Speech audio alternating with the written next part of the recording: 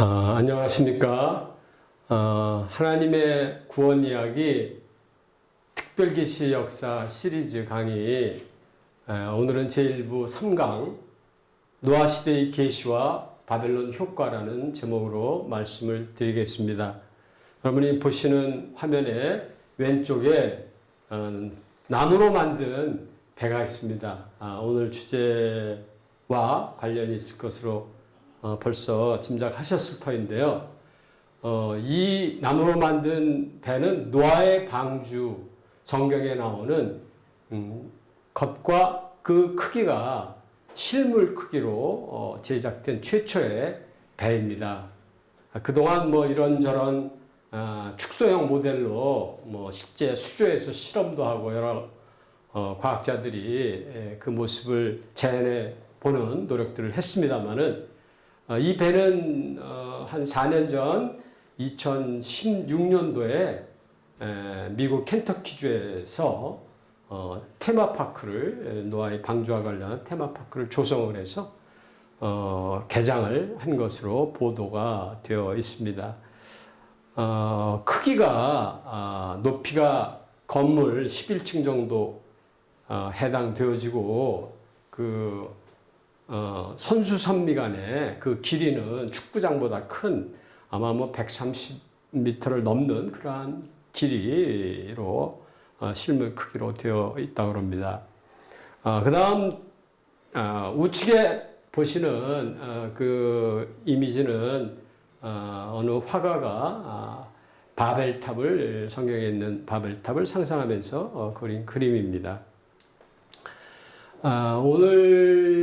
오늘부터의 이야기는 신라원 이후, 그러니까 아담과 하와가 에덴 동산에서 쫓겨나온 이후 노아 시대, 노아까지 이르는 그 기간 가운데의 계시에 대해서 특별 계시에 대해서 말씀을 드리고자 합니다.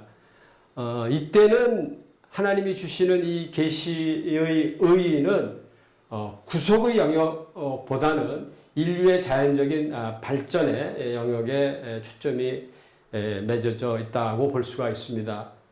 그리고 계시의 색깔이 전체적으로 좀 부정적이고 하나님의 최소한의 은혜가 베풀어지는 그런 것들로 만족을 했던 시대입니다. 자연의 영역에서 하나님의 개입이 없었다면 세계의 조직 자체가 그 죄로 말미암아 다 붕괴해버릴 그런 위기가 점진적으로 드러나는 그러한 시점으로 볼 수가 있습니다. 특별 은혜도, 하나님의 특별 은혜도 최소한으로 베풀어졌던 때입니다. 하나님께서 구속의 역사가 더 진척시키시기 전에 인간을 부패시키는 죄의 성향이 분명하게 드러나는 그런 신뢰들이 제시가 되어 있습니다.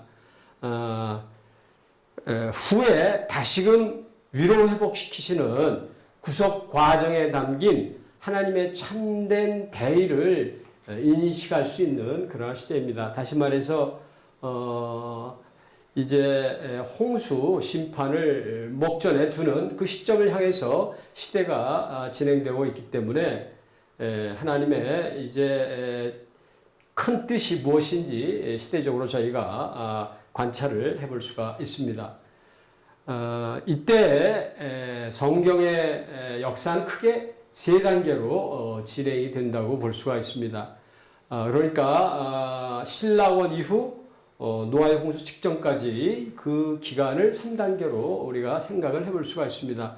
첫 번째는 가인의 계보 에서 죄가 급속히 발전한다는 것입니다. 창세기 4장에 언급이 되어 있습니다. 아담과 하와의 첫 2세대 가인과 아벨이 태어나지 않았습니까?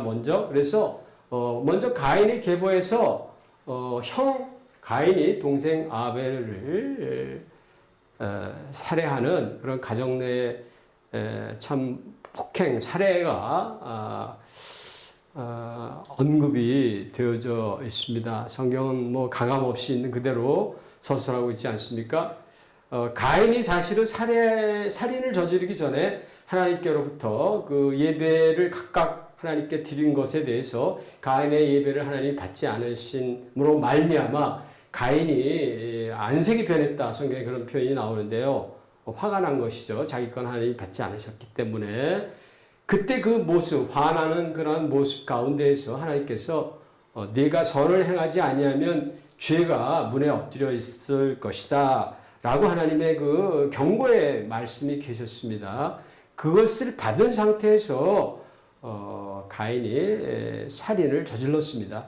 또 살인 후에도 죄를 부인하며 반항하는 그러한 모습을 보이고 있습니다. 하나님께서 내 동생이 어디 있느냐 이렇게 물으셨을 때 내가 아우를 지키는 자입니까? 뭐 골키퍼 같이 브라더 키퍼입니까? 영어로 이렇게 키퍼라는 단어를 썼던데요. 그렇게 하나님께 되려 그렇게 좀 반항적으로 이렇게 말을 하고 있습니다. 하나님의 선고를 받고도 또한 죽음에 대한 선고를 받았죠.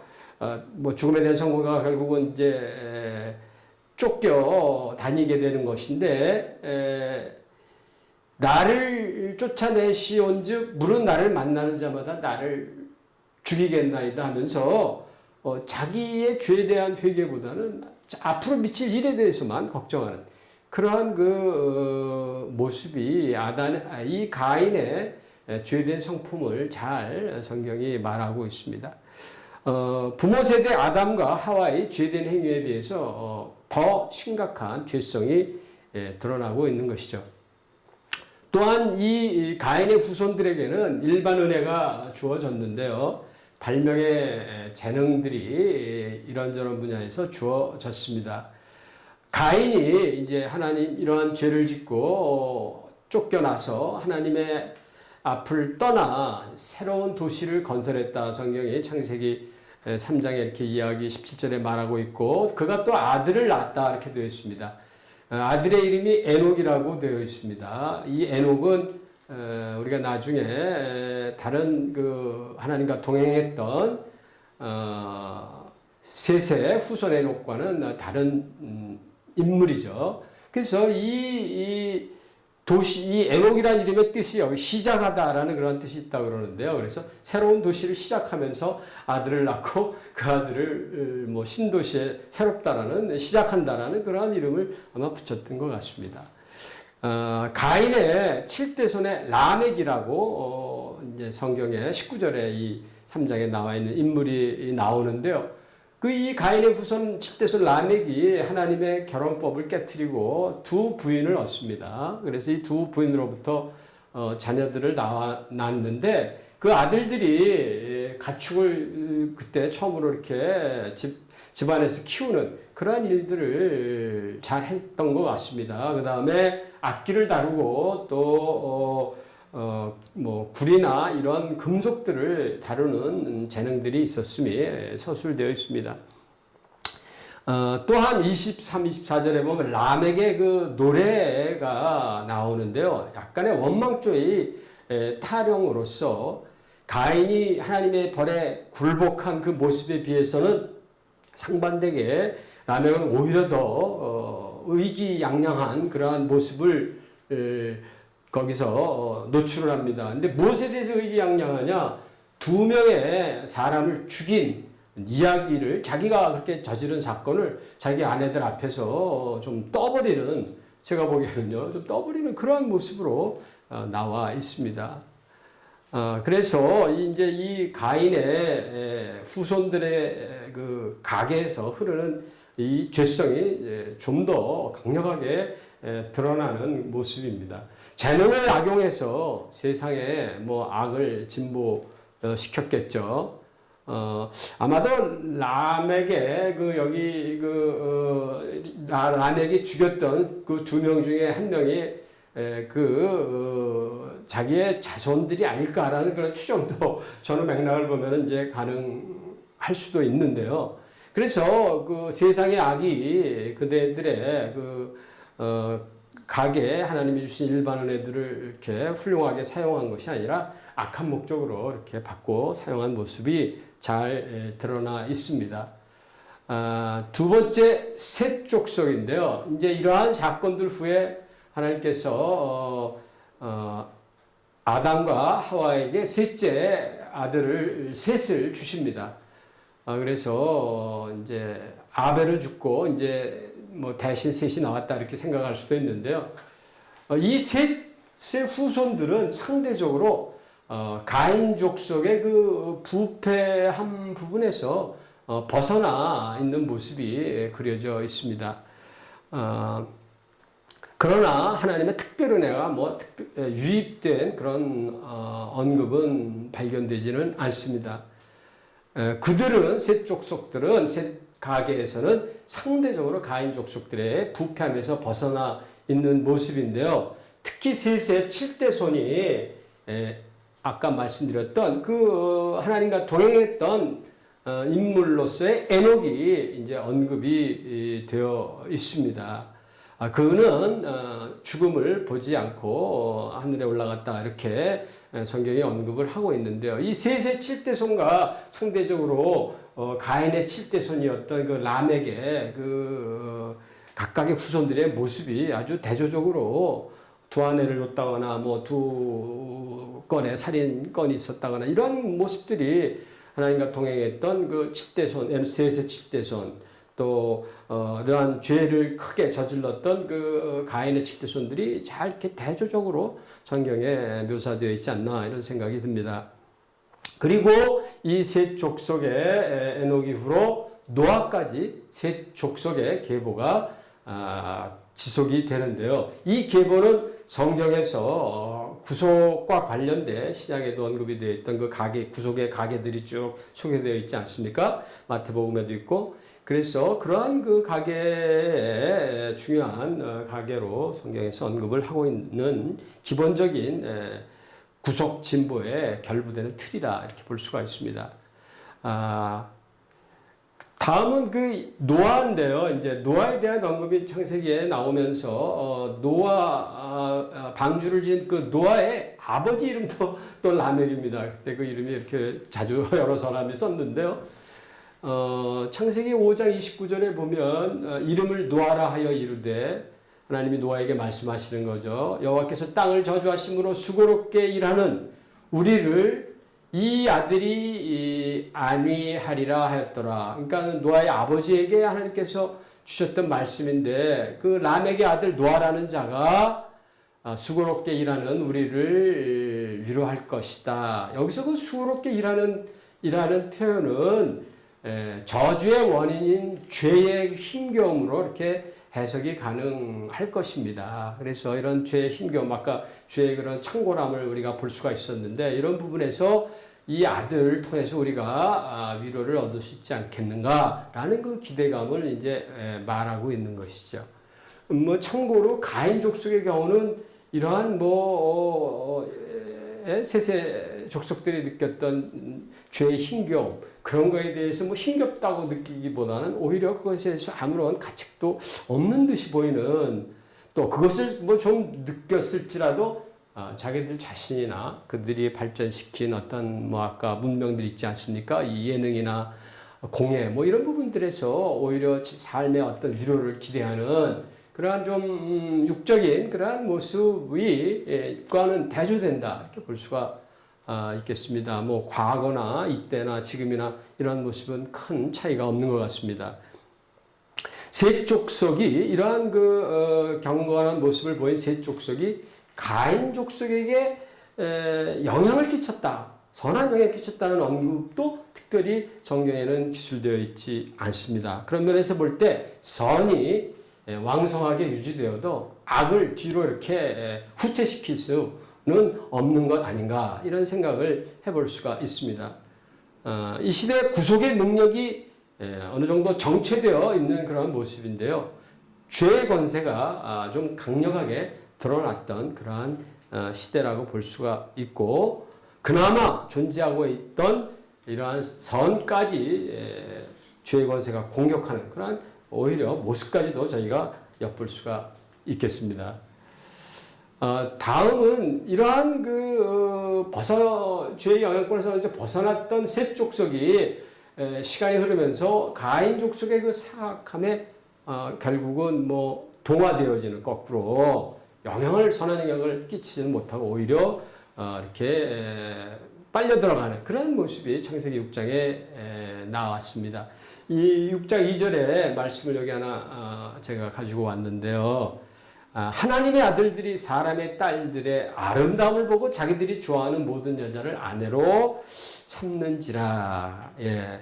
이 말씀에 대해서 많은 신학자들이 여러 글들을 논문들을 이렇게 쓰고 그랬습니다만은 제가 참고한 성경신학의 보수교수는 이 부분에 대해서 아주 비교적 명쾌한 주석을 이렇게 주해를 한 것 같습니다. 여기서 하나님의 아들들은 셋 족속들을 의미하고 사람의 딸들은 가인 족속을 의미한다. 그리고 그들이 이렇게 결혼을 통해서 서로 뒤섞이는 모습을 이 6장 2절이 말하고 있다는 것이죠. 그래서 이게 히브리인들의 관용적인 그 성경 본문의 말씀들을 이제 연구를 해서 어떤 한 그룹과 다른 그룹을 이렇게 비교할 때 그 사람들이면서도 그 외에 하나님의 아들들이기도 한 그러한 그룹들, 세 족속을 얘기하겠죠. 또 본성적으로 사람이지만 그 이상 그냥 아무것도 아닌 자들의 딸들 해서 그게 이제 가인 족속에 이렇게 두 그룹을 서로 대조시키는 그러한 히브리 관용법으로 기반해서 이러한 해석이 가능하다라고 주장을 해서 제가 소개를 드립니다. 어떤 다른 해석은 그건 뭐가 있겠나. 하나님의 아들들이 천사다 해서 천사와 인간들의 어떤 새로운 생명체 탄생 이런 것도 주장을 일부 하는 분들이 있는지는 모르겠는데요. 그런 주장도 이 말만 그냥 나올 수도 있겠죠. 하지만 저는 이 부분의 주석이 이 시대적 배경에 죄가 창궐하는 이 시대의 모습을 이 세 족속과 더불어 잘 이러한 상징적인 히브리어의 관용 표현을 써서 잘 표현을 했다라고 저는 동의가 돼서 소개를 드립니다. 그래서 결국 세 족속이 스스로 결혼을 했으니까요. 강제로 끌려간 건 아니잖아요. 가인 족속의 그 사악함에 동화되고 많은 이제 전체가 다 이제 죄로 물들게 되는 것이죠. 그래서 결국 하나님의 대심판에 노아의 홍수의 심판에 이제 이르게 된다는 그 시대적 배경을 제가 이 가인 족속과 셋 족속의 그 삶의 모습들을 통해서 성경에 나와 있는 모습을 말씀을 드렸습니다. 그리고 드디어 홍수 이전의 사람들에게 심판이 선언이 됩니다. 방금 2절 다음에 3절이 나오는데요. 하나님께서 말씀하시기를 나의 영이 영원히 사람들과 함께하지 않겠다 그런 말씀을 하시고 왜냐하면 그들은 육신이 됨이라 그러나 그들의 날은 120년이 되리라 이 말씀이 있습니다. 여기서 방금 직전에까지 설명을 드렸던 전체적인 인간의 그 부패로 말미암아 이제 노아의 홍수 때까지 120년의 유예 기간을 하나님께서 두신 것으로 해석을 할 수가 있습니다.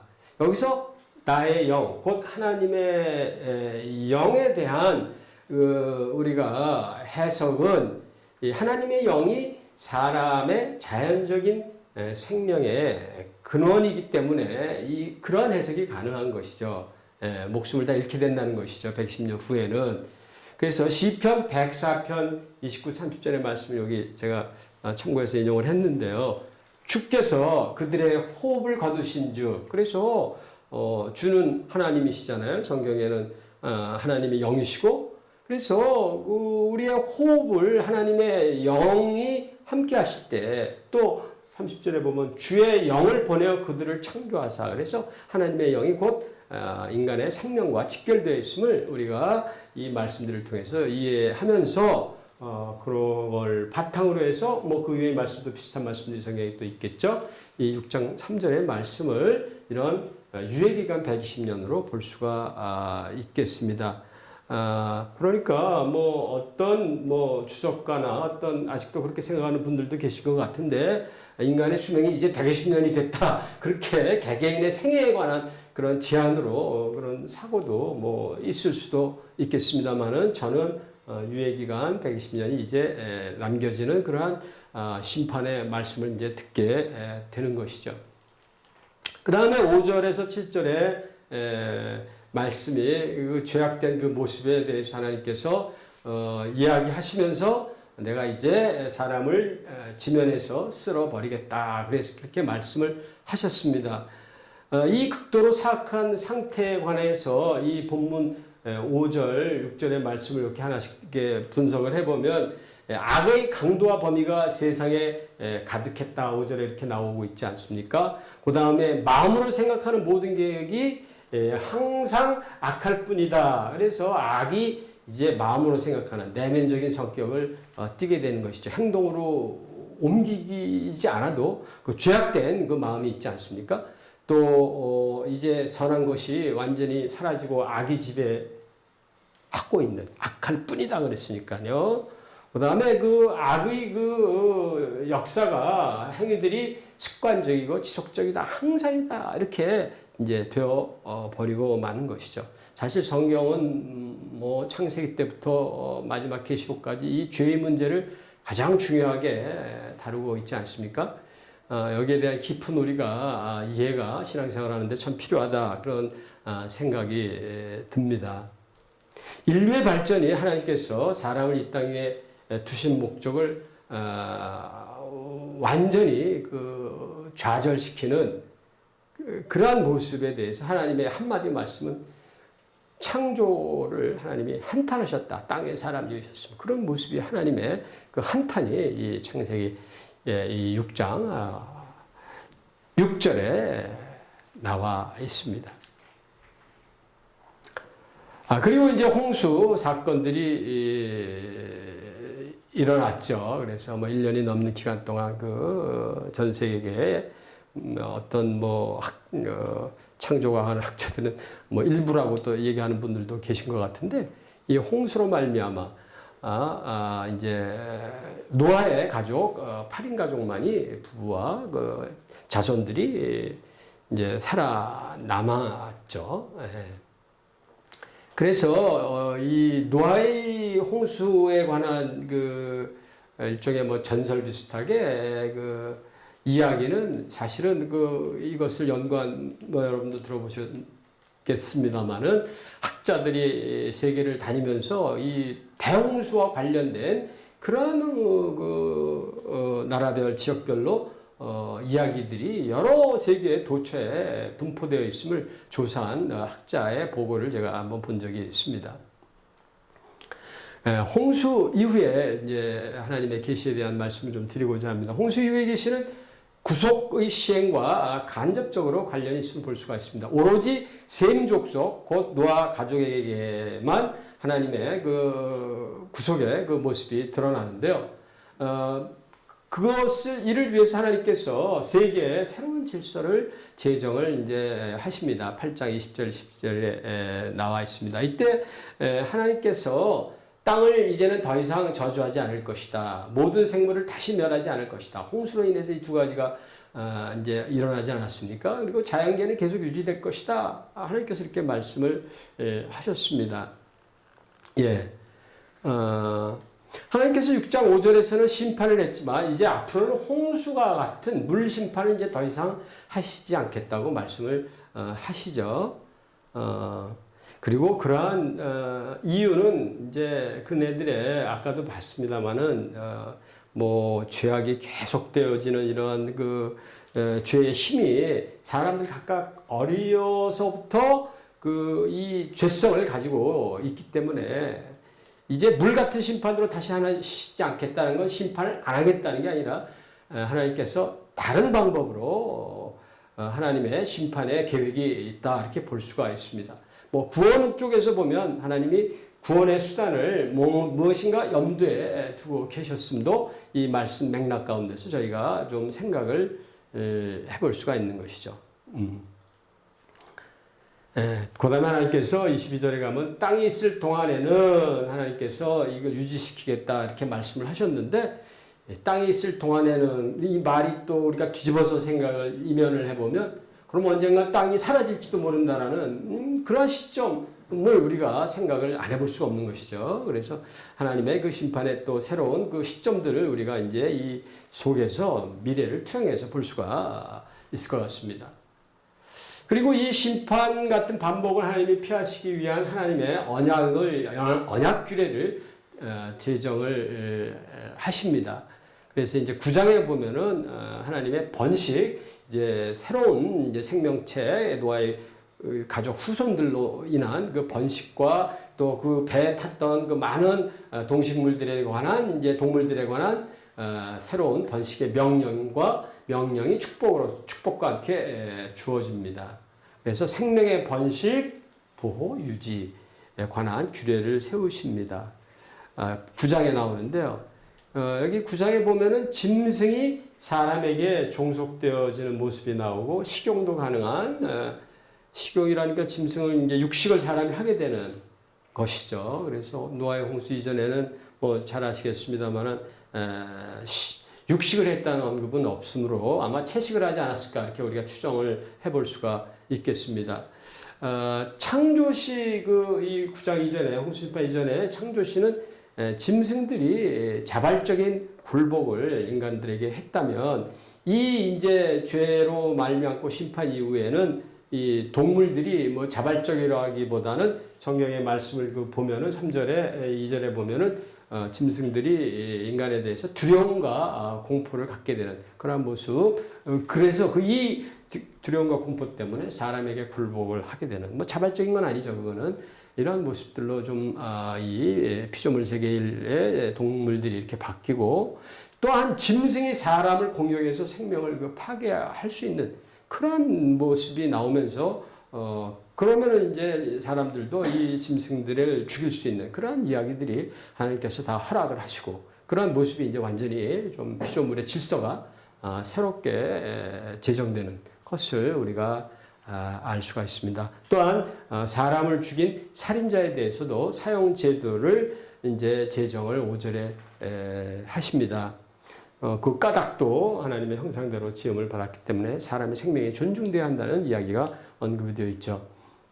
그 다음에 이제 하나님의 새로운 하나님의 그 언약들을 이제 지금 방금 전에 봤던 그와 같은 걸 이렇게 이제 번식과 생명의 번식과 보호 이런 것들을 주시는데 하나님께서 이러한 것을 그 언약의 형태, 뭐 히브리어로 언약을 우리가 베리트라고 부르는데요. 그 언약의 형태를 취해서 하나님이 주십니다.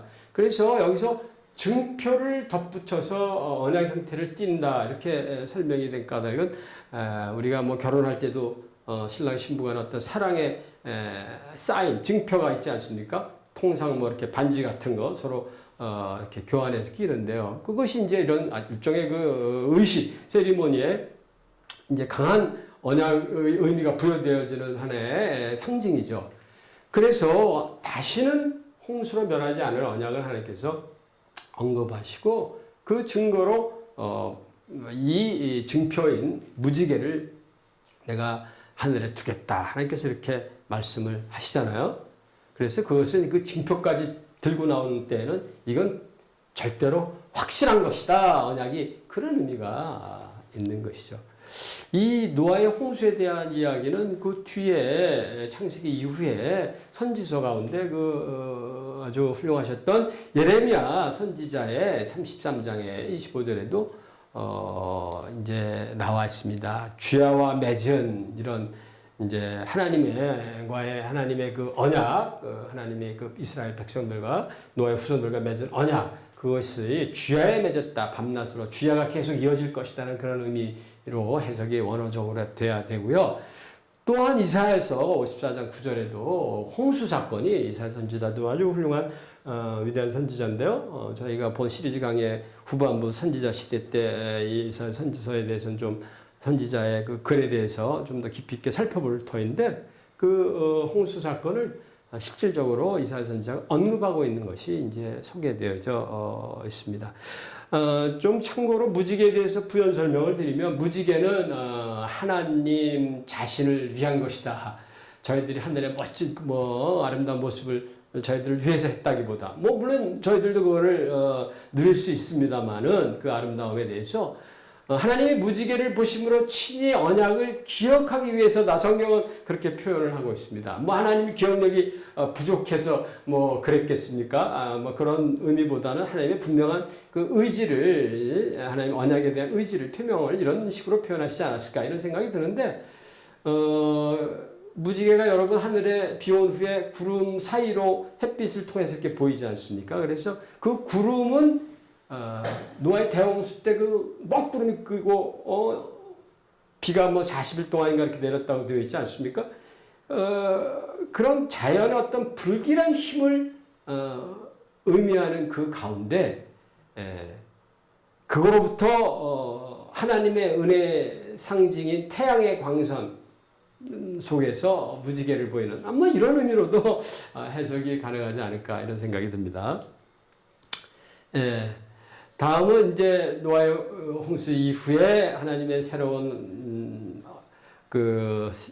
질서들에 대한 언약이 주어지고 인간들이 이제 세상에 다시 새롭게 쭉 퍼지면서 성경은 이제 바벨탑을 지은 것에 대해서 언급을 하고 있습니다. 그래서 그 노아의 홍수 이후 이 바벨탑 사건에 관한 성경의 스토리는 창세기 11장에 이제 11장까지 9장 이후로 11장까지 계속이 되는데요. 12장부터 이제 아브라함이 등장하는데 이 기간 가운데 크게 네 가지 점을 저희가 좀 살펴보고자 합니다. 노아가 그 후손들에 대해서 예언을 했죠. 그 다음에 그 노아의 후손의 계보와 또 그렇지 않은 열방의 계보가 소개되어지고 이제 바벨탑 사건을 통해서 언어가 갈라지는 그리고 하나님께서 특별히 그 가운데 셈족을 앞에서도 셈족이 노아의 홍수 전에도 언급이 됐습니다만 그 셈족을 계속 노아의 후손들을 노아 가족을 통해서 지속하시면서 구속과 또 하나님의 계시의 그 사자들이 통로들이 되도록 그렇게 하시는 모습들이 이제 서술이 됩니다. 예언 중에 첫 번째는 노아의 세 아들 중에 함에 관한 저주인데요. 죄송합니다. 이 함은 저주는 이 아들은 두 번째 아들입니다. 통상 셈, 함, 야벳 이런 순서로 성경이 말을 하고 있는데요.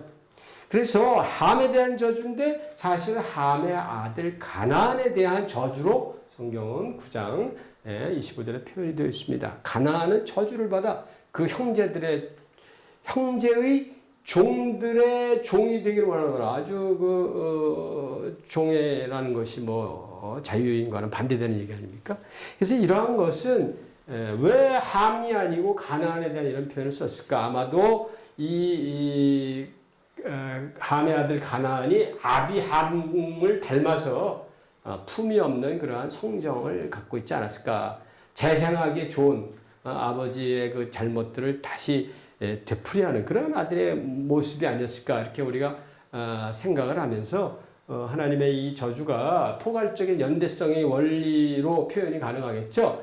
그네들의 전체가 가문이 저주를 받는 이런 그 모습들로서 이제 저주 표현이 나와 있습니다.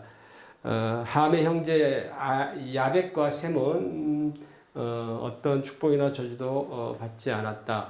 그렇지만 셈에 대해서 하나님의 축복이 이제 9장 26절 전반부에 언급이 되어 있습니다.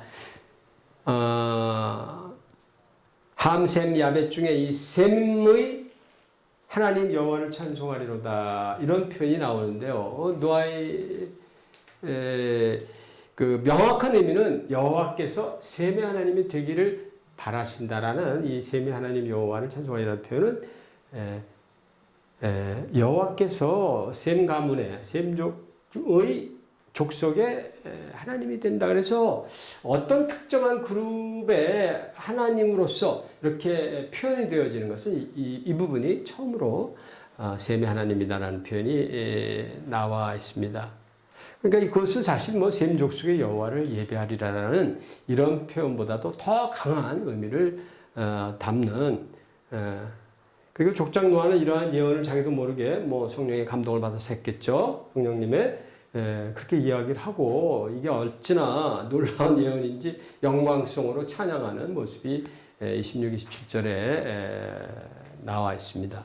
여기서 셈의 하나님 이렇게 이런 하나님이라는 이름이 이제 통상 베리트 언약이 체결되어지는 그 언약 상황에서 하나님의 여호와 구속의 하나님 이렇게 누구누구의 하나님 이런 표현들은 매우 강한 하나님의 언약 개념 하에서 통상 쓰여지는 표현이라고 볼 수가 있겠습니다. 그 다음에 야벳에 대한 축복이 또 있는데요. 하나님이 셋째죠. 함, 셈, 야벳인데 야벳도 창대하게 하사 셈의 장막에 거하게 하시고 그래서 막내가 셈의 장막에 거한다. 좋은 뜻 아니겠습니까? 근데 여기서 야벳의 후손은 그럼 누군가, 셈의 후손은 누군가 이렇게 보면은 셈의 후손은 당연히 유대인들, 이스라엘인들이 되겠고 야벳의 후손들은 그 지리적으로 성경에 그 후손들이 퍼져나가 지역명이 나오는데 추적을 해보면 헬라인들과 그 로마인들, 유럽의 그네들로 볼 수가 있고 이네들이 이제 우리가 역사적으로 보면은 구약 BC 그 후반부 AD로 들어오기 전에 이제 일어났던 여러 사건들 그때가 이제 헬라인들 로마가 뭐 BC 한 3세기부터 세워졌다고 본다면 그 이전에 헬라인들 로마인들이 이제 유대인들의 땅 팔레스타인을 점거하면서 이제 이 셈의 하나님에 관한 그러한 그 성전이나 이런 것들을 통해서 그네들의 전통적인 것들을 이제 보게 되고 목격하게 되는 접하게 되는 것이죠. 결국은 물론 이제 사도 바울에 의해서 유럽이 전도를 받게 되는 그런 이제 AD 예수님 오신 이후의 사건들이 계속 연결됩니다만은 그래서 이러한 그 야벳에 대한 셈의 장막에 거한다는 표현을 우리가 그런 관점에서 해석이 가능할 것 같습니다. 이 노아의 예언적 진술의 특징을 좀 우리가 간단히 가나안 함의 저주와 야벳과 셈의 축복 관점에서 보면 이런 저주와 축복을 구별하는 그런 기준이 무엇이겠는가 그것을 보면 우리가 그것이 윤리적 영역에 있었음을 대번에 알 수가 있습니다. 하나님의 성품을 여기서 우리가 꼭 한번 생각을 해봐야 하는 것이죠. 그래서 함의 그 어떤 추잡한 음탕함, 그 함의 추잡한 음탕함은 제가 앞서 설명을 드리지 않았지만 성경에 보면은 아비 노아가 포도주를 마시고 이렇게 취해서 아마 잠을 잤을 때 어떤 부끄러운 부분들을 보고 이 둘째 아들이 나와서 나머지 두 사람한테 그것을 이렇게 좀 떠버렸던 것 같습니다. 그런 부분이 저희가 보면 그렇게까지 저주를 받을 일인가 이런 생각이 들지 모르겠습니다만은 여하간 성경은 그 부분에 대해서 성경에 그 나와 있는 부분만 가지고 본다면 우리가 그렇게 볼 수도 이렇게 축소해서 볼 수도 있겠습니다만은 성경은 여하간 포괄적으로 하나님이 보셨던 모습은 그러한 그 함에 또 그 아들 가나안들의 그러한 어떤 음탕한 측면에서 윤리적 관점에서 보셨다는 것이죠. 그래서 야벳과 셈은 정숙함으로 그려져 상대적으로 있고 이 도덕성 차이가 이러한 파급 효과를 일으켰다. 그리고 그 이후에 구속사의 과정 전체를 그 물줄기를 트는 그러한 상황이 됐던 것이죠. 구속의 초자연적인 과정이 인류의 자연적인 발달과 이렇게 맞물려서 삶 속에서 드러나는 구속의 하나님의 그 뜻들이 이렇게 조인하고 있는 그런 모습들이죠. 이 시대에 이 가문에서 일어났던 모습들은. 그리고 이제 이러한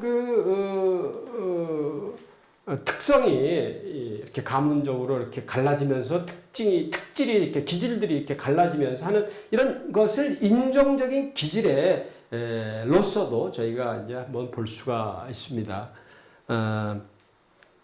그래서 구약은 저주를 받는 것과 그 동일한 타입의 죄악이 가나안 족속 가운데서 이렇게 주류를 이루는 사실을 인식을 잘 하고 있습니다. 그 다음에 이제 이러한 그 노아의 후손과 열방의 그 셈족이 아닌 다른 그 족속들의 그 계보들이 창세기 10장에 나와 있는데요. 가문들, 언어들에 대한 것들이 이제 족속에 따라서 이렇게 갈라지는데, 그 바벨탑 사건 이후로 이제 창세기 10장에 구속의 계보에 속하는 그 쭉 계보가 서술이 되는데, 셈의 족보가 그 제일 마지막에 등장을 합니다. 그래서 이것이 그 시대적인 연령으로 보면 앞쪽 부분에 나와줘야 될 것이, 뒤에 나온 것은 이 계보가 세속적인 생물학적인 그런 어떤 계보가 아니라 어떤 구속의 관점에서 기술한 것으로 우리가 생각을 충분히 해볼 수가 있는 것이죠.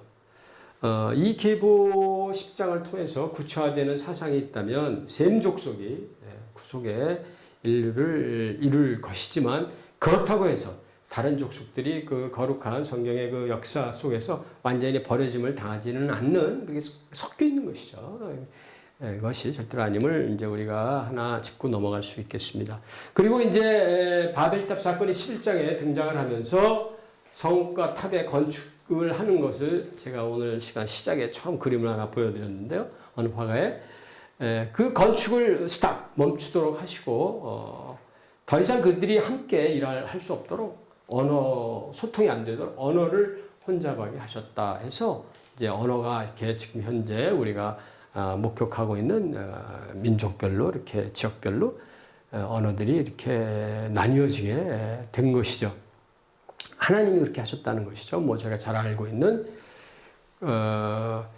이제 그런 이 언어의 이 분리를 통해서 우리가 생각해 볼 수 있는 게 두 가지인데요. 하나는 대홍수와 같은 재난이 반복되는 일이 없도록 하시겠다는 하나님의 그 뜻이 여기에 좀 반영이 되어 있을 겁니다.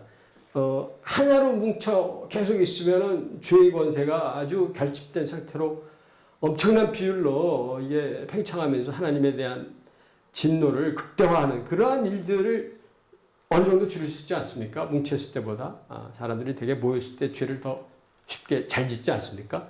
그래서 이제 그러한 관점에서 하나 볼 수가 있고, 또 다른 관점은 그 언어별로 이제 민족들이 갈라지면서 각 민족의 어떤 이 민족적인 이질성 그것 자체가 각 민족의 어떤 기질, 특질들 그런 것들이 이제 생길 수 있는 것이죠. 아까 셈과 야벳은 보다 온순한 이런 모습의 그런 모습으로 표현이 좀 됐었는데, 그리고 함의 그 족속들은 좀 엄탕한 이런 표현을 썼습니다만은, 그래서 이제 셈족을 하나님이 선택하셔서 구속과 계시의 그런 그 증거자, 사자들이 되게 하신 거에는 심리적 자질과 종교적 자질 측면에서 성경이 묘사하고 있는 것들을 정리를 해볼 수가 있겠습니다. 첫 번째는 심리적 자질로는 그네들의 어떤 정신적인 그 모습들이 수동적이고 수용적인 그러한 것들로 볼 수가 있고, 종교적 자질로는 하나님에 대한 어떤 복종적인 그러한 것들, 그 다음에 신에 대해서 어떻게 헌신적인 그러한 어떤 인격적인 면들, 또 종으로서, 히브리어에서 종은 에베드란다를 쓰지 않습니까? servant. 그래서 신을 이렇게 내가 종으로서 이렇게 하나님을 섬기려는, 그리고 자연 세계보다는 신을 더 하나님을 높이는 이런 그 종교적 자질들이 있다는 것이죠. 하나님 그걸 사용하셨겠죠. 물론 뭐 하나님이 부여하셨다고 볼 수도 있습니다. 그래 내적인 부패가 전혀 없을 수는 없겠습니다만은, 그네들의 그러한 모습 가운데에서도 하나님을 더 순결하게 알고자 했던 그런 남은 자들이 늘 존재했고, 선지자 시대에 가면은 이 이스라엘 민족이 남북으로 갈라지고, 북이 아수르, 남이 바벨론에 의해서 이렇게 나라가 망하고 포로로 잡혀가고 하는 이런 과정 중에도 이 남은 자들이 있었다는 것이죠. 그 남은 자 사상이라고 저희가 통상 뭐 이렇게 히브리적 신학적으로 말을 해볼 수가 있는데요. 그래서 그러한 부분들의 남은 자들이 이 셈족 가운데 늘 일정한 사람들이 있었고 또 하나님이 그들을 보호하시고 멸절되지 않도록 그렇게 하셨다는 것이죠. 물론 이것이 다 초자연적인 하나님의 계시로 말미암았다라고도 말을 할 수가 있습니다. 결과적으로 셈 족속 중에서 오직 이스라엘 외에 고상한 종교가 나타나지 못했다라고 우리가 지금 이 시점에서 이 창세기 이때의 모습을 이렇게 바라보면 이제 그러한 말을 저희가 할 수가 있겠습니다. 오늘 강의 마지막으로 히브리어에서 하나님이란 단어, 저희가 성경에서 하나님, 또 신앙생활에서 하나님 부를 때 하나님이죠. 영어로는 대문자 G를 써서 God이라고 부르고, 또 뭐 저희가 신이다 이렇게 한 문자 신을 써서 신을 써서 신이다 이런 표현이 히브리 성경에는 엘이라고 되어 있습니다. 이 뜻은 강한 존재라는 의미를 가지고 있다고 그럽니다. 뭐 이 엘이란 단어가 복합으로도 등장하거나 하는 그러한 뭐 단독으로도 나오거나 하는 그러한 모습들이 이제 있는데요. 뭐 보통 명사에서도 일부 사용되기도 했고 모세의 노래 시 등에서 사용됐고 뭐 창세기만 가지고 말을 해도 28장 32장에 보면 야곱이 형을 에서를 속이고 엄마 리브가하고 이렇게 모의를 해서 아버지 야곱의 축복을 받고 이제 바다나라 북쪽으로 그 삼촌 집으로 도망가는 길에 여정길에서 이제 노숙을 할 때 꿈속에서 이제 하나님의 그 환상을 보면서 하나님을 뵙지 않습니까? 그때 그리고 그 이후에 그가 그 꿈을 꾸었던 그곳을 하나님을 봤다는 그 의미를 갖는 하나님의 집의 의미를 갖는 베델이라는 이름을 이제 성경에 소개가 되어져 있습니다. 그래서 이 베델의 엘이 하나님이고, 지금 이 하나님이라는 단어죠. 하나님의 여기서 이제 하우스 집, 베트라고 이렇게 우리가 볼 수가 있습니다. 베텔 이렇게. 또한 야곱이 또 귀환할 때 야복 강가에서 이제 천사와 씨름했던 그런 이야기들이 또 나오는데요. 그때 야곱의 이름을 하나님이 새롭게 이름을 장명을 이제 해주시는데 그때 이스라엘이라고 내가 부를 것이다 그렇게 이야기하죠. 그래서 이스라엘 나라의 그 뜻은 하나님과 씨름하는 자 그런 뜻인데 여기서 이스라엘의 엘이 또 이 히브리어의 하나님 그 단어가 나와 있습니다. 복수형이 이 단어는 없고요. 엘 단수형으로만 쓰고 구약에 약 200회 정도 나타납니다. 하지만 엘이 엘로힘이라는 또 다른 하나님을 지칭하는 단어로 바뀌었다 이렇게 볼 수가 있는데 뭐 어떤 부분에서는 이렇게 복합적으로 구약에 나오는 것 같습니다.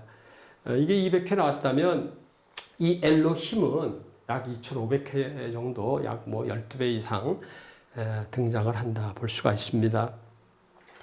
저희가 잘 많은 성도님들이 알고 계시고 암송하시는 창세기 1장 1절에 보면 제가 이것을 히브리어의 그 표현 그대로 직역을 해보면 태초에 창조하시니라 하나님이 하늘과 땅을 이렇게 해서 이제 말이 시작이 되는데요. 여기에 하나님이라는 단어가 이제 이 엘로힘 여기에 있는 엘로힘이 성경 최초에 등장을 하죠. 2장 7절에도 여호와 하나님이 땅의 흙으로 사람을 지었다 하실 때도 야훼 엘로힘 이렇게 해서 여호와 하나님께 엘로힘이 또 등장을 합니다. 또 야곱이 귀환할 때 나오는 이야기가 나온 33장 20절에도 보면은 이제 세겜에 도달했을 때 야곱이 제단을 쌓고 그곳의 이름을 엘로헤 이스라엘이라 불렀더라 했는데 여기에서 나오는 엘은 앞 슬라이드에서 말씀드린 하나님이고요. 엘로헤는 엘로힘 이게 사실은 복수형입니다. 그래서 단수로 말할 때 엘로헤. 그러니까 이것도 하나님을 뜻하죠. 하나님 이스라엘의 엘도 또 엘이 또 하나님이라고 말씀을 아까 드렸잖아요. 그래서 세 번이나 거듭 이렇게 그대로 뭐 영어로 번역을 해보면 God of Israel 뭐 이렇게 이스라엘의 엘도 것이니까 이스라 것 뭐 이렇게 제가 뭐 표현을 해볼 수도 있는데 이렇게 한글 성경도 이것을 번역하지 않고 엘로에 이스라엘로 되어 있습니다.